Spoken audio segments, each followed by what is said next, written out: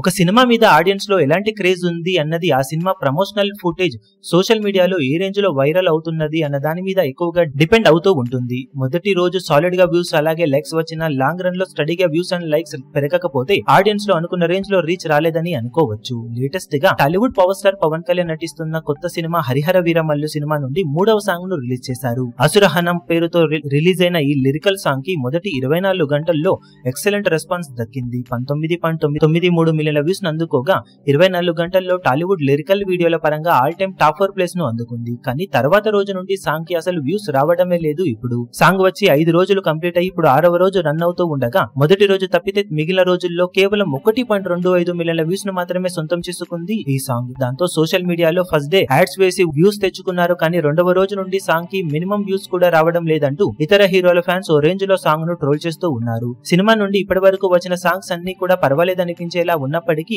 మొదటి రోజు తర్వాత అనుకున్న రేంజ్ లో అయితే రీచ్ రాలేదనే చెప్పాలి. సినిమా మరీ లేట్ అవుతూ రావడం ఆడియన్స్ లో క్రేజ్ తగ్గడానికి మేజర్ రీజనాలు అయినా కానీ పవర్ స్టార్ సినిమా అంటే ఎంతో కొంత ఎక్స్పెక్ట్ చేస్తారు ప్రతి ఒక్కరూ కూడా. ప్రస్తుతానికి ఆ రేంజ్ కు వెళ్ళలేకపోతున్న హరిహర వీరమల్లు ఇక ట్రైలర్ రిలీజ్ తర్వాతనే అసలు సిసలైన బజ్ పెరిగే అవకాశం ఉంటుందని అందరూ ఆశిస్తున్నారు.